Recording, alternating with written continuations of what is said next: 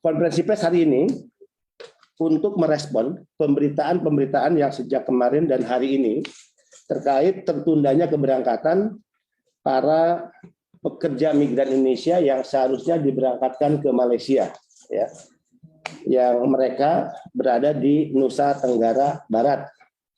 Bahkan berita-berita yang menyatakan tertundanya penerbangan atau penempatan pekerja tersebut ke Malaysia, ada pendapat dari berbagai pihak yang menyalahkan BP2MI, bahkan menyalahkan UPT BP2MI.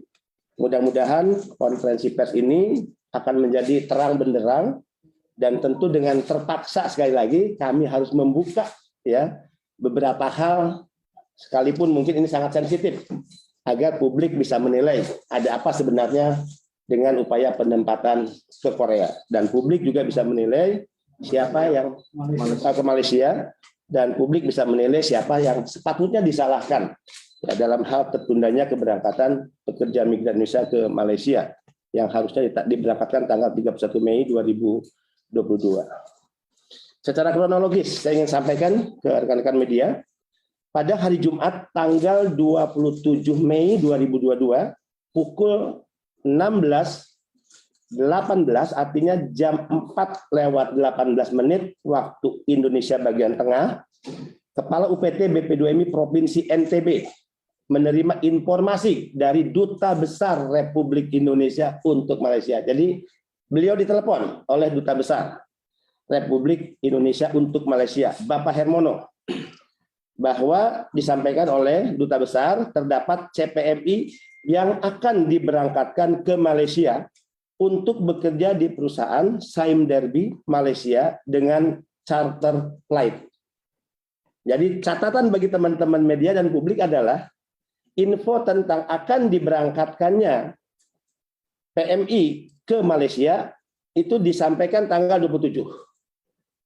Dan ada pernyataan dengan charter flight. Jadi berarti pesawat sudah dicharter sebelumnya.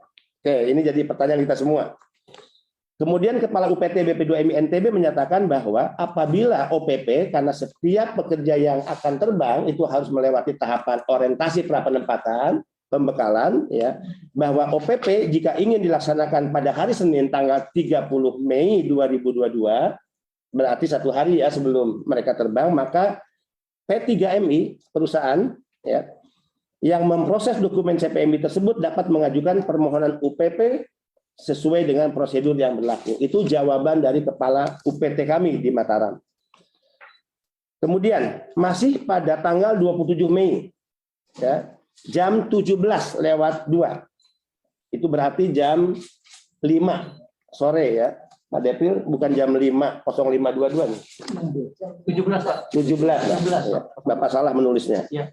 Jam 17:02, artinya jam 5 sore lewat 2 menit, Kepala UPT NTB dihubungi oleh Adnaker KBRI Malaysia, di mana Adnaker meminta UPT BP2MI NTB untuk dapat melaksanakan OPP, orientasi pra-penempatan, bagi 148 CPMI tersebut.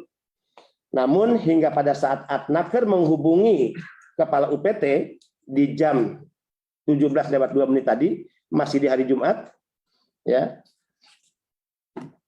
P3MI, perusahaan-perusahaan ini yang akan memberangkatkan para PMI, ini belum mengajukan dokumen CPMI dan permohonan UPP. Jadi di tanggal 27 belum ada permohonan yang diajukan oleh P3MI untuk dilakukan OPP atau permohonan OPP. 3. Pada hari Sabtu, hari Jumat, 28 Mei 2022, satu hari setelah dihubungi oleh Dubes dan juga Adnaker, ya. 28 Mei 2022 pukul 13.03 WITA, Kepala UPT BP2MI NTB kembali dihubungi oleh Adnaker KBRI Malaysia untuk dapat segera melaksanakan OPP terhadap CPMI tersebut. Namun setelah dilakukan pengecekan, lagi-lagi Kepala UPT kami melakukan pengecekan ke sistem BP2MI. Ternyata di hari Jumat, ya, jam 13:03 pasca Adnaker menelepon, P3MI belum mengajukan dokumen maupun permohonan OPP. Itu kan terbaca dalam sistem, ya. sudah memasukkan nama-nama si PMI-nya siapa kan gitu ya. Untuk diajukan apa, syarat-syaratnya sudah dilihat di situ, apa yang dilengkapi. Oke.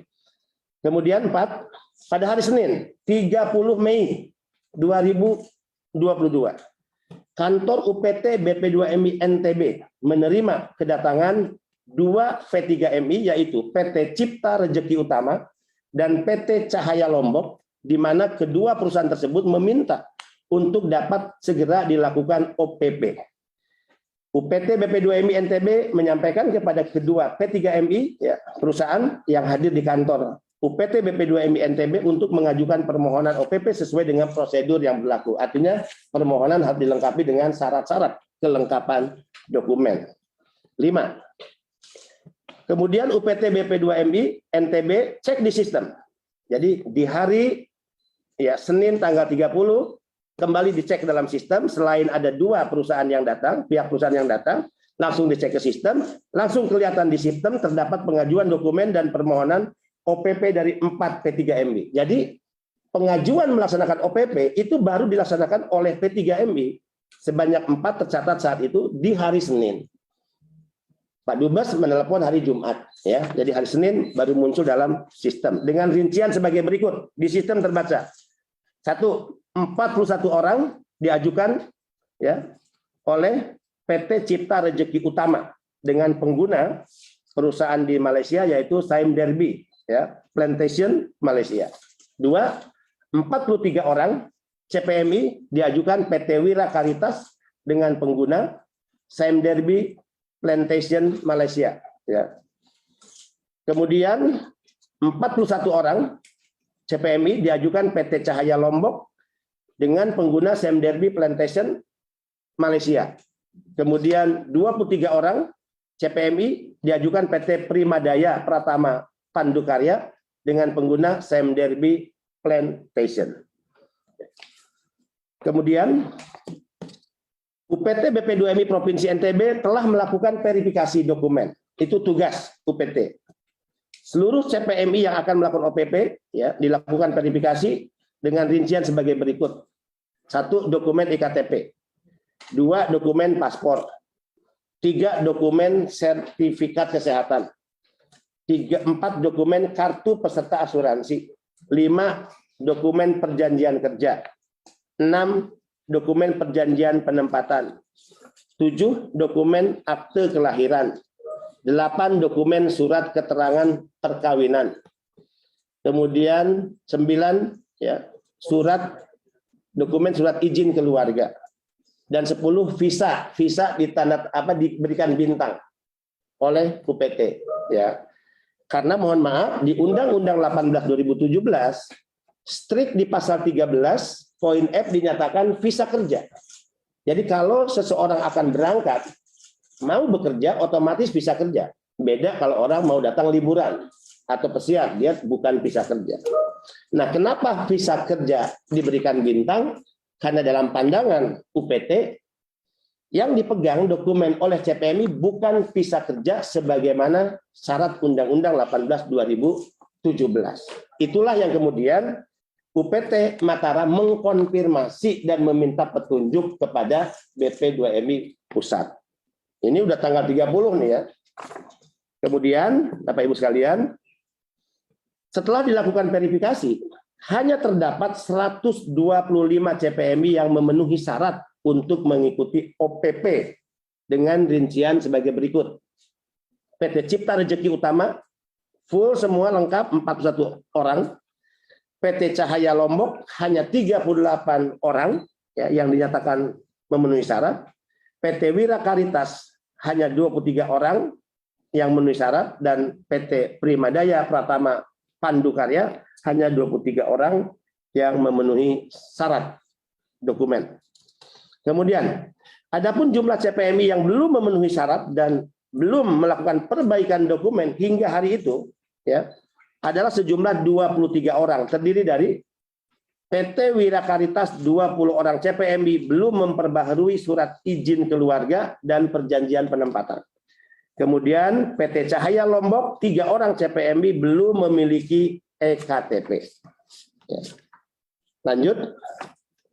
Setelah dokumen pada CPMI lengkap, UPT BP2MI Provinsi NTB berkoordinasi dengan kantor BP2MI Pusat melalui Kedeputian Penempatan dan Perlindungan Kawasan Asia Afrika, Pak Gatot ya, terkait kesesuaian dokumen-dokumen tersebut, ya, yang diberi bintang tadi, yaitu visa, ya.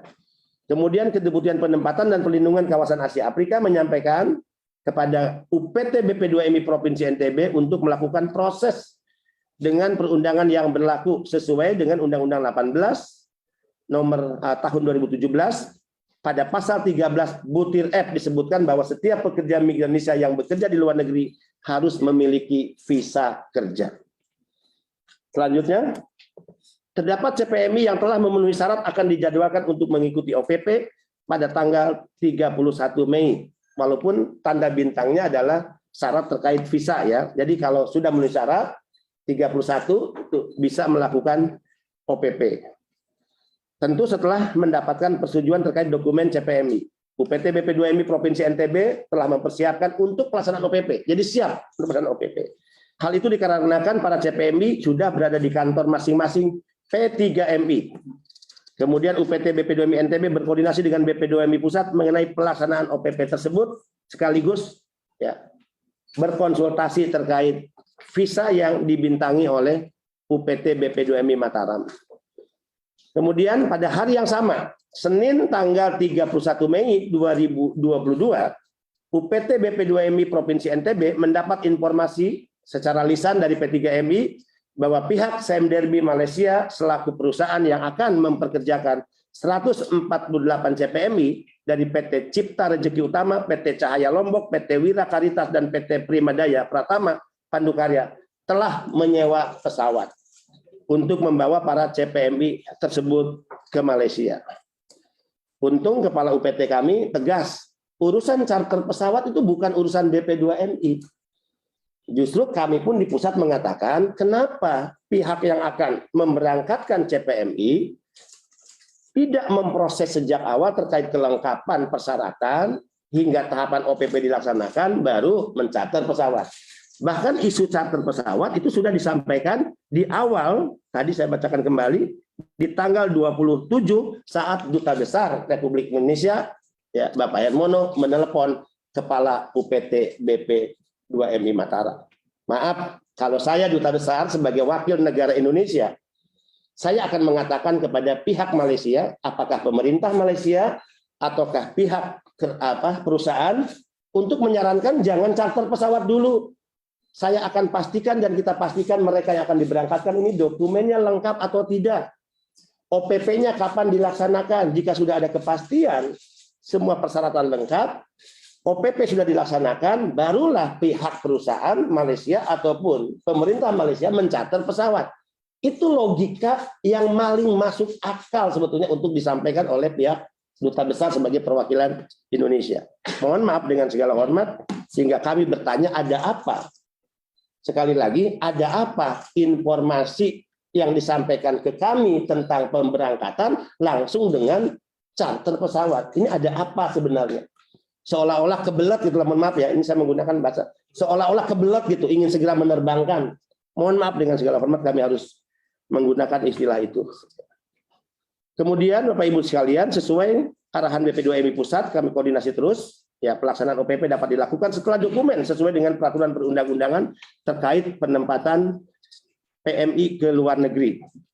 UPT BP2MI Provinsi NTB tidak dapat melakukan OPP dikarenakan visa yang digunakan tidak sesuai dengan pasal 13 butir F.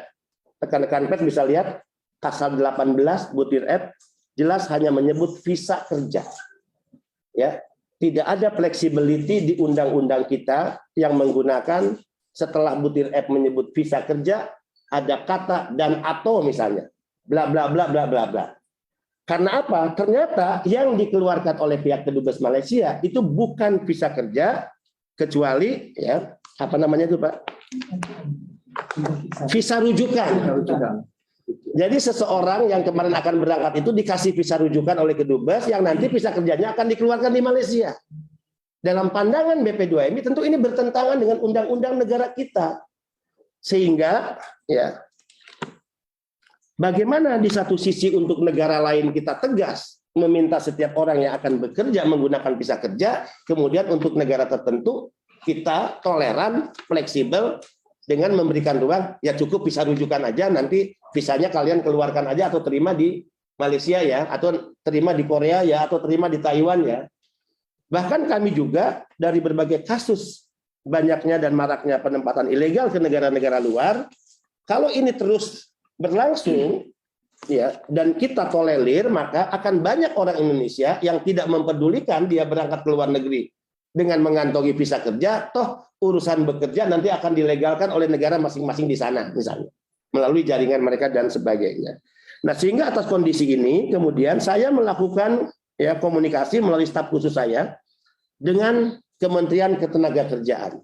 Jadi kami ingin memastikan menurut Naker seperti apa dalam hal apa yang dialami oleh CPMI dari NTB yang akan berangkat ke Malaysia. Ya, kita akan buka nanti. Ini surat dari Naker. Ya, ada surat dari Naker. Jadi BP2MI tidak ingin dong ceroboh. BP2MI tidak ingin ya atas pikirannya sendiri. Di satu sisi kami memahami bukan visa kerja, tapi di sisi lain kami menerbangkan. Jadi ini kehati-hatian negara sebetulnya. Ya, kalau negara lebih hati-hati, tentu harusnya diberikan apresiasi dong. Ya, nah sebelum kami menerima surat dari Naker, nah kami menerima surat ini ya dari Kedutaan Besar Malaysia. Ya, ditujukan kepada Kepala BP2MI ya proyek perintis perihalnya tenaga kerja Indonesia TKI ke Malaysia. Ini pada siang ya, kita masih melakukan pembahasan di kantor dan kita menerima surat ini. Atas surat ini yang kami terima, rekan-rekan sekalian, ya.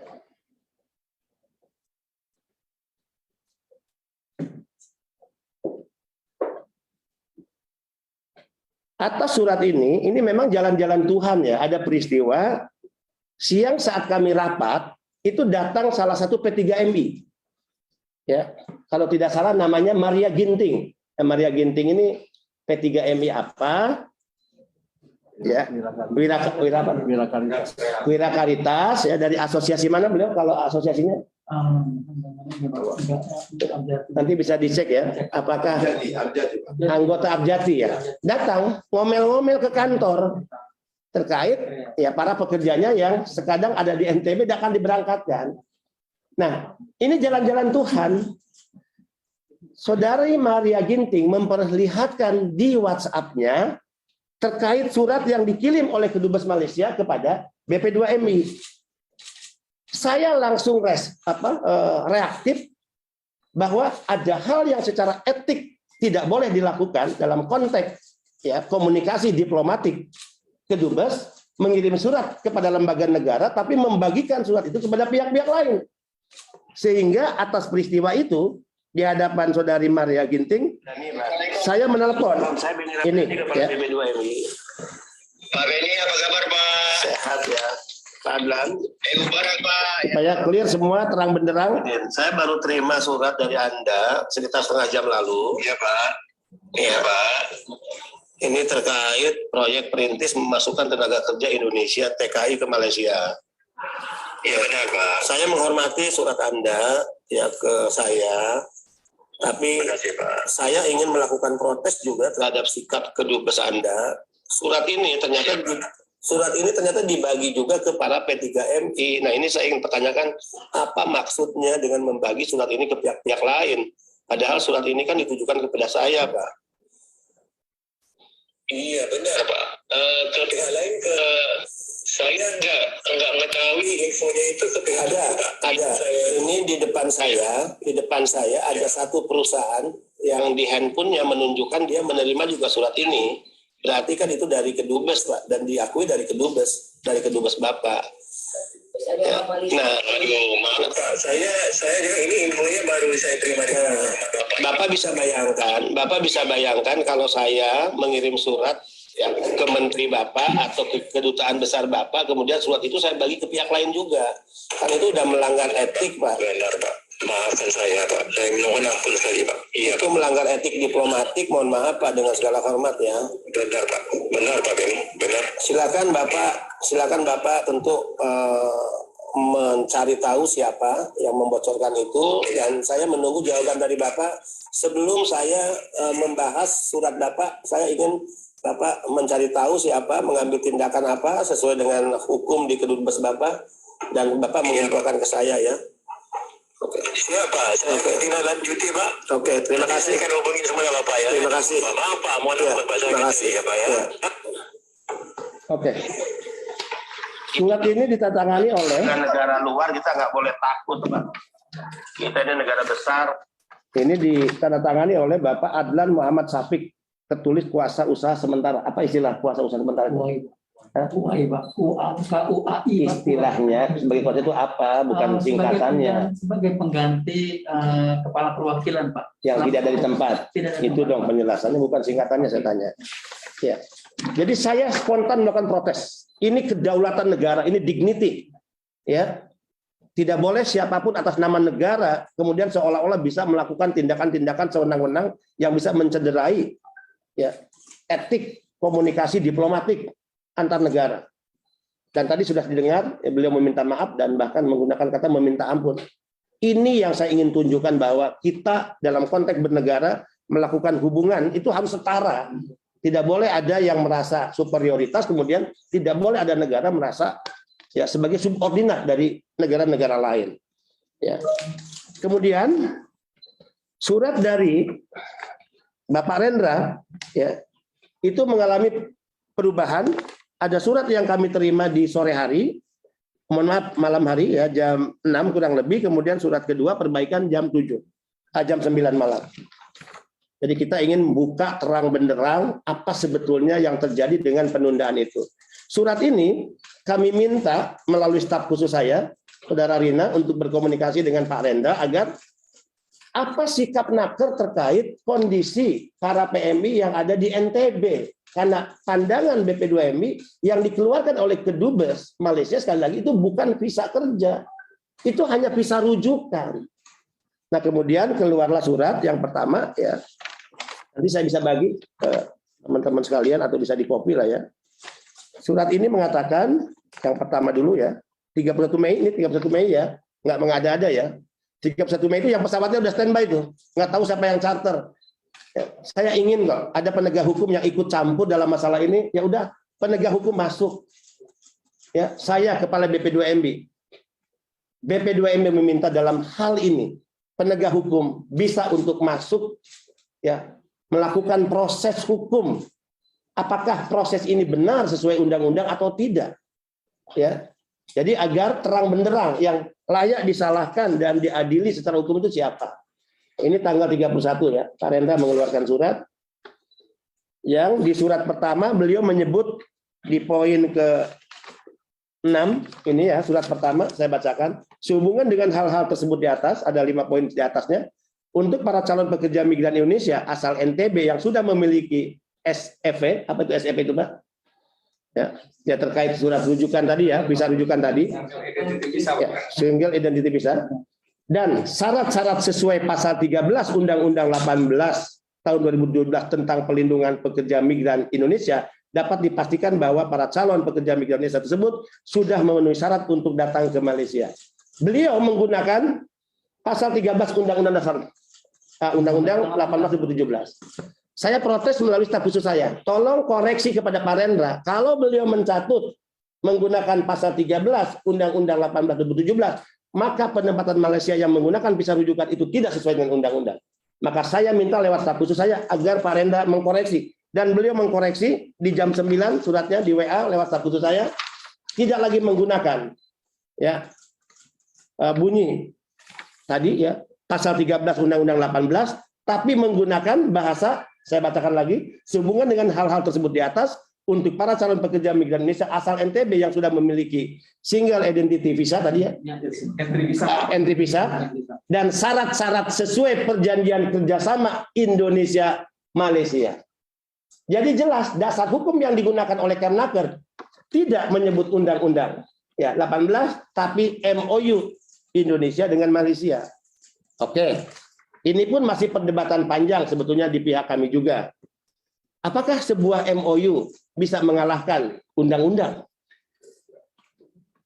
Apakah butir yang dicantumkan di MOU Indonesia harus tunduk pada peraturan Malaysia? Kenapa kita tidak tarik agar Malaysia mengikuti peraturan kita? Toh ini persoalan keluar. Tapi ketika mereka ada di Malaysia, silahkan tunduk pada undang-undang Malaysia. Tapi kalau persoalan syarat mereka keluar dari Indonesia, masih secara fisik ada di Indonesia, maka undang-undang Indonesia. Ini juga tentu kritik kami terhadap MOU yang dilakukan oleh Kemnaker dengan Malaysia. Tapi itu akan menjadi perdebatan diskusi yang lain. Sehingga atas masalah yang sempat ramai di media, seolah-olah BP2MI menunda, sama sekali tidak. 1000% saya bisa memberikan garansi, semua hanya ketelitian dan kepatuhan kepada undang-undang. Dan apakah bisa berangkat atau tidak mereka ke Malaysia? Dalam pandangan kami secara undang-undang, sebenarnya tidak bisa berangkat ke Malaysia. Tapi jika ada yang tetap memaksakan mereka berangkat, itu juga bukan kewenangan kami. Ya, karena di bandara ada kewenangan imigrasi, ya kan? Dan tentu ya bisa tidaknya berangkat, Kemnaker menyatakan bisa berangkat. Berarti jika terjadi sesuatu dan dua hal di kemudian hari, termasuk apakah secara hukum mereka legal berangkat, maka yang bertanggung jawab adalah sebenarnya adalah Kementerian Ketenagakerjaan Republik Indonesia dan bukan BP2MI. BP2MI hanya akan melaksanakan tahapan sesuai proses, yaitu melaksanakan OPP. Jadi yang 125 hari ini kita laksanakan OPP. Setelah OPP, apakah mereka bisa terbang? Bukan menjadi wilayah dan domain BP2MI. Tapi itu wilayah dan kewenangan dari imigrasi Indonesia. Untuk mereka bisa keluar ya dari wilayah Negara Kesatuan Republik Indonesia. Jadi jelas Bapak Ibu sekalian, ini ya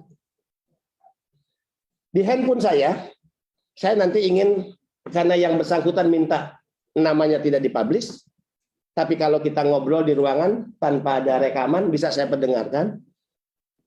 Yang menelepon saya adalah salah satu direktur utama dari 4 perusahaan yang memberangkatkan. Ini ada rekamannya. Ya.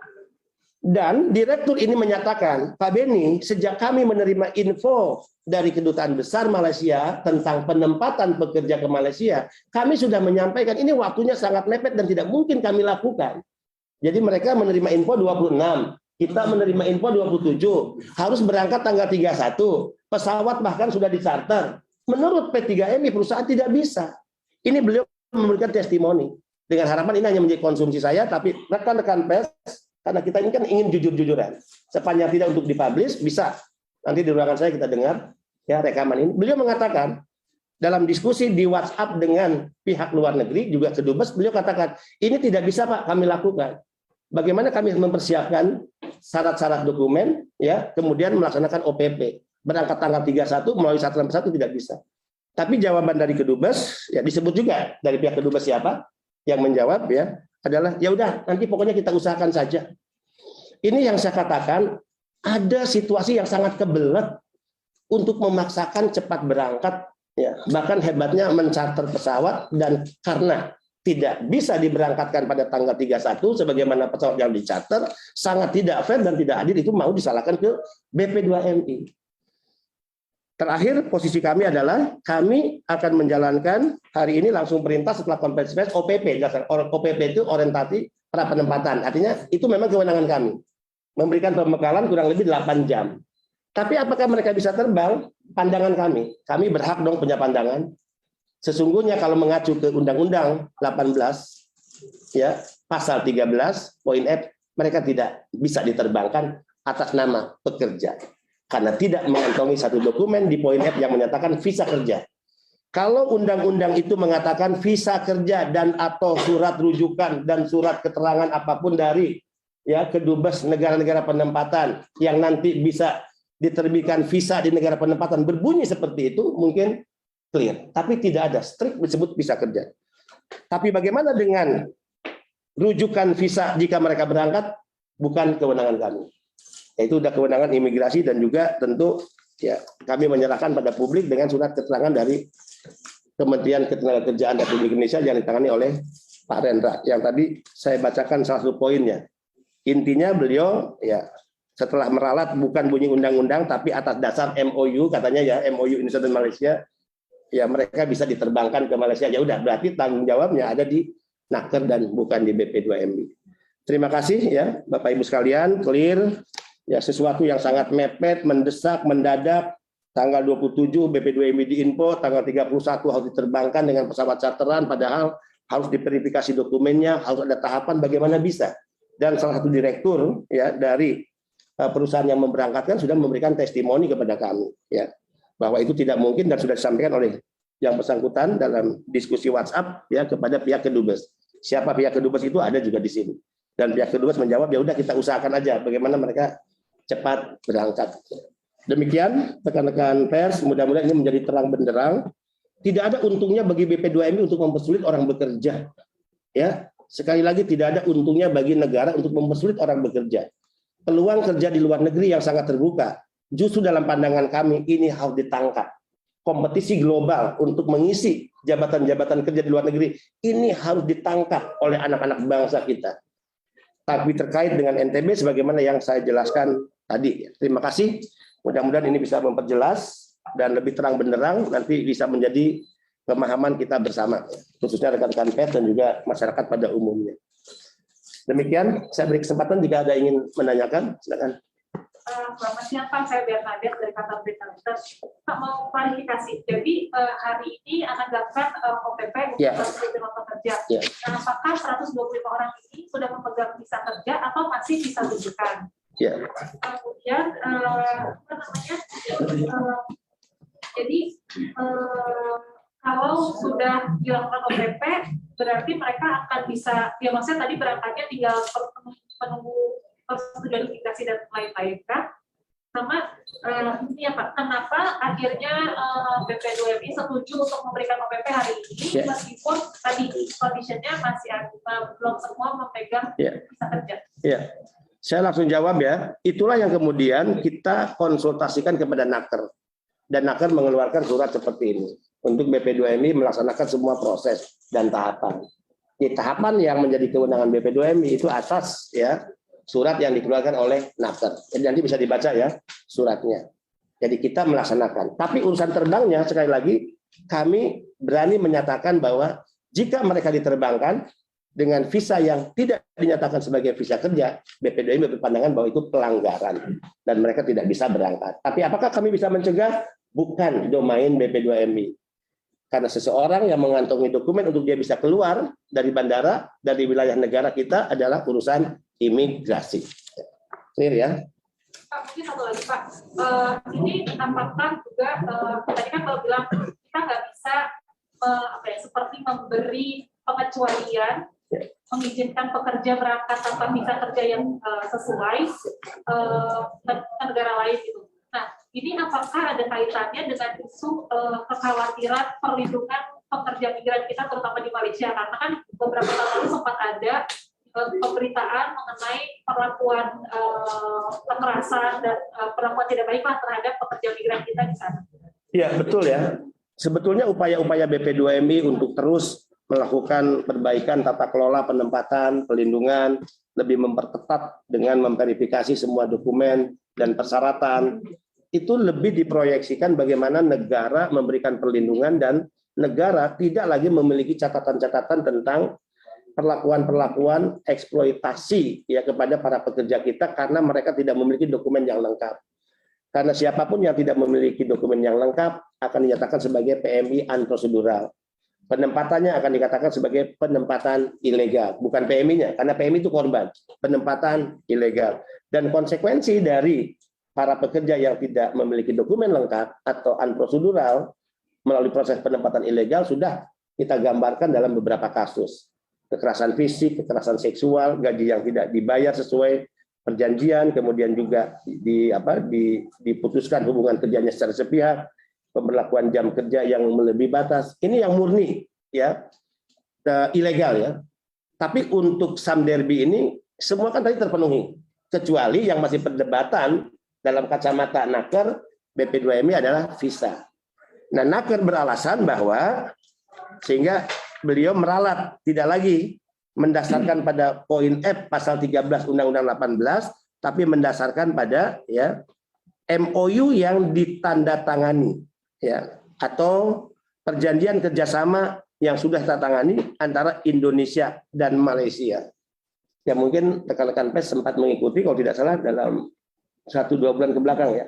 Jadi atas dasar itu, ya udah menurut kami kalau Kemnaker menganggap atas dasar itu maka mereka legal menjadi urusan Naker, bukan lagi menjadi urusan BP2MI. Jadi cara kami ini adalah cara yang tentu ya sebetulnya kepatuhan pada undang-undang dan kami tidak ingin dicatat dalam sejarah yang akhirnya diadili oleh masyarakat. Ya.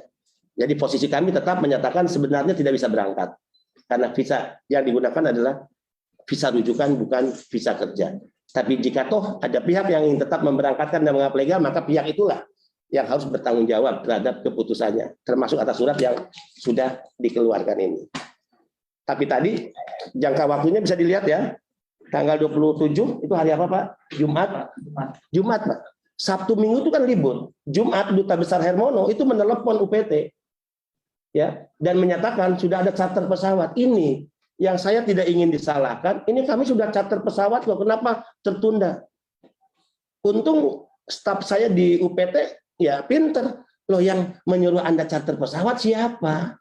Kami tidak ada urusan dengan charter pesawat. Sehingga menurut saya, kenapa ada pihak yang kebelet? Ini kan kebelet. Ya. Ada proses penempatan, pesawatnya sudah langsung disiapkan. Ini kan kebelet.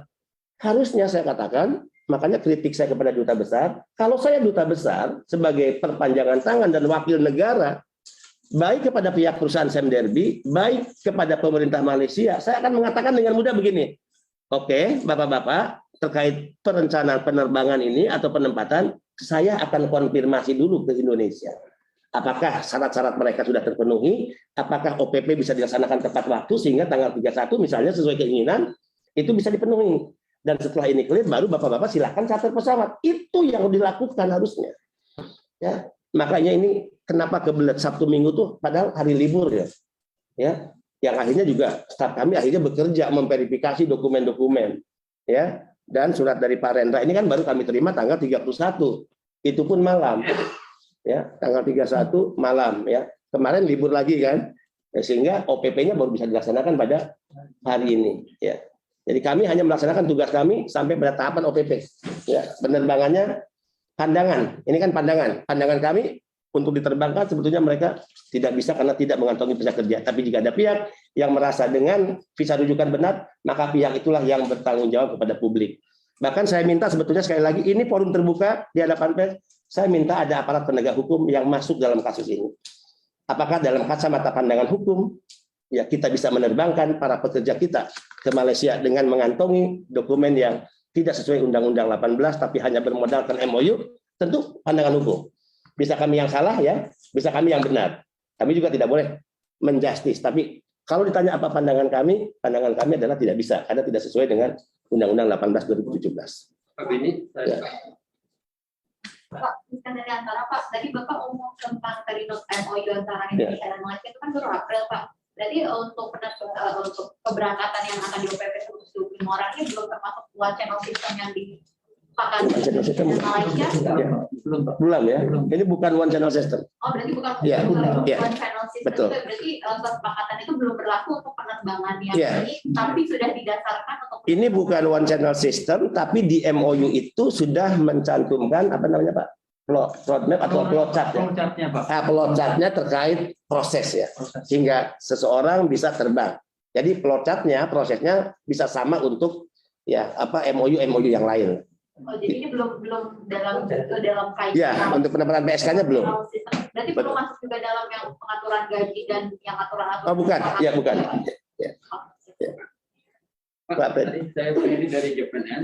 Pertama, dari informasi dari UPT NTB tadi saya kira clear. Saya salut kepada Bapak dan juga Kepala UPT NTB yang konsisten menjalankan tugas dan undang-undang.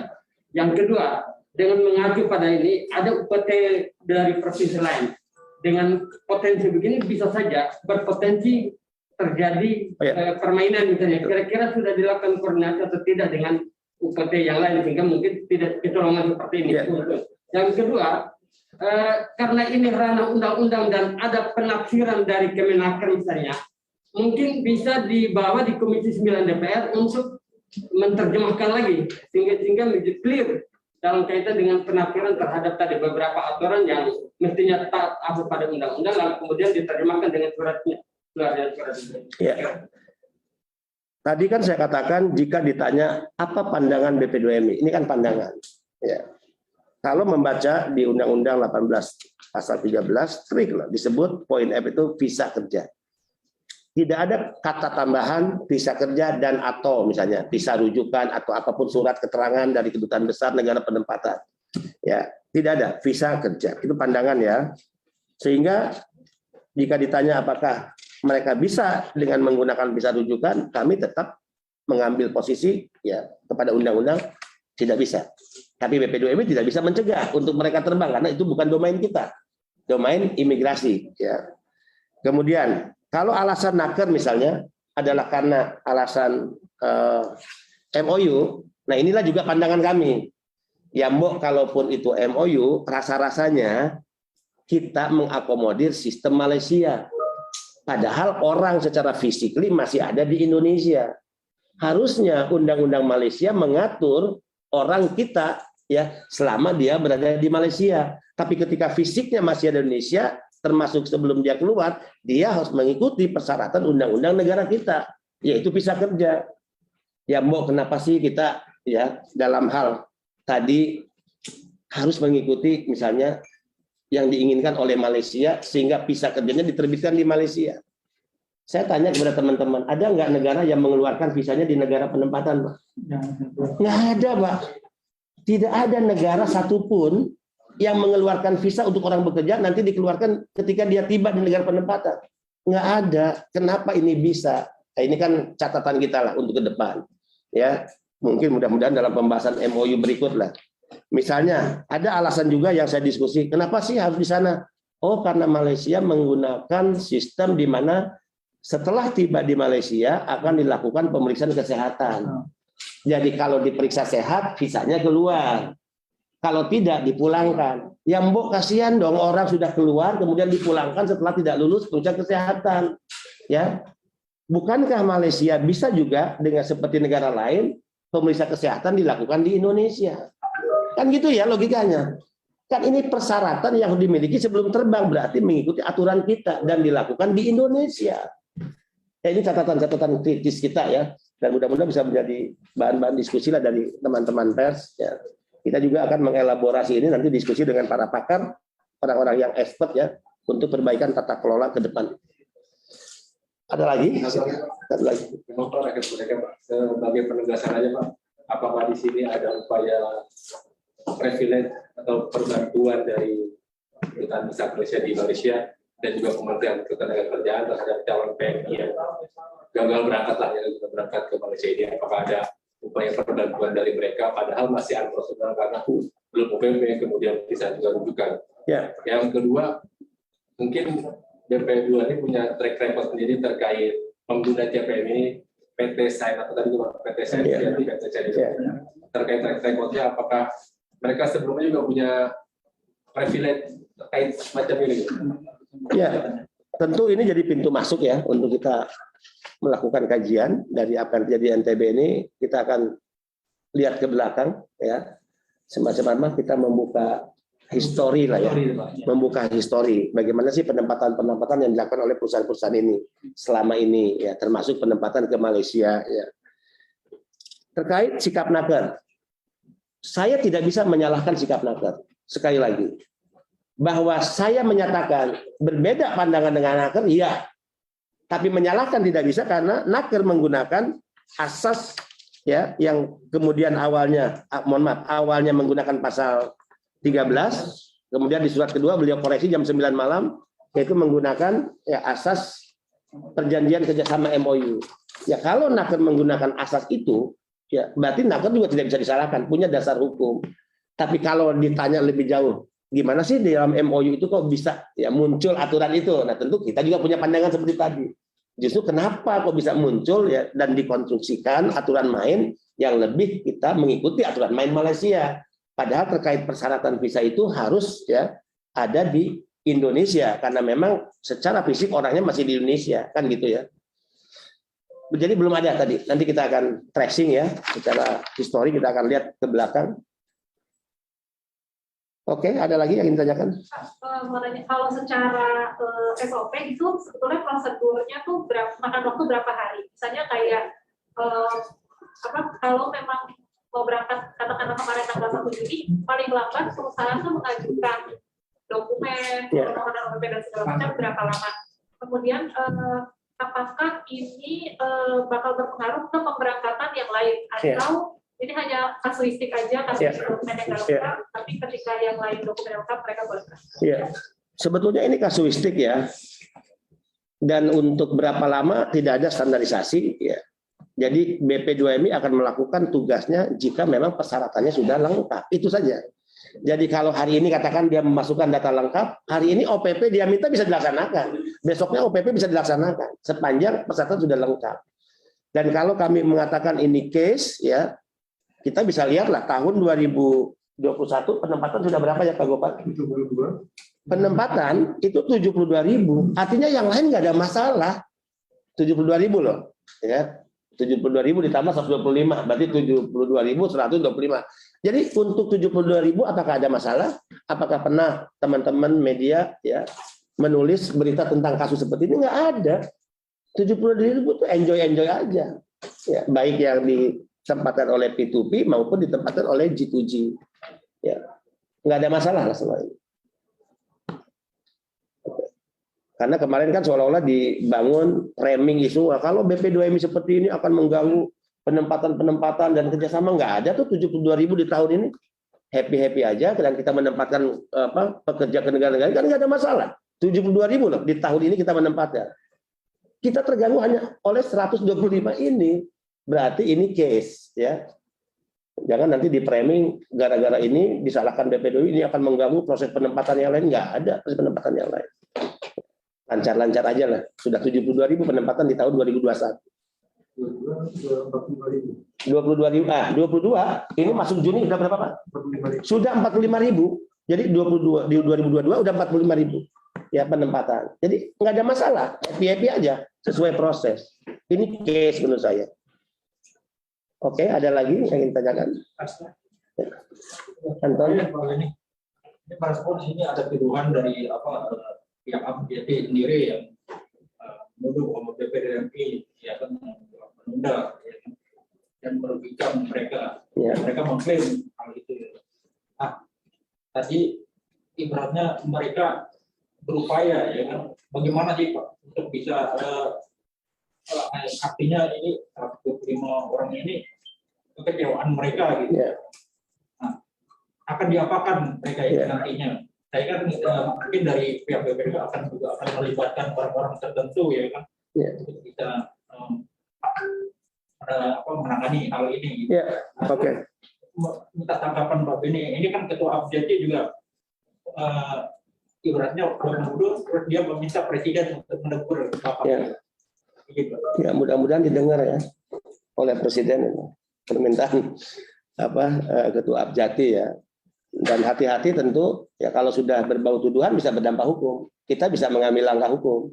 Ya. Satu yang kita sedang persiapkan langkah hukum adalah siapa Pak yang di NTB itu?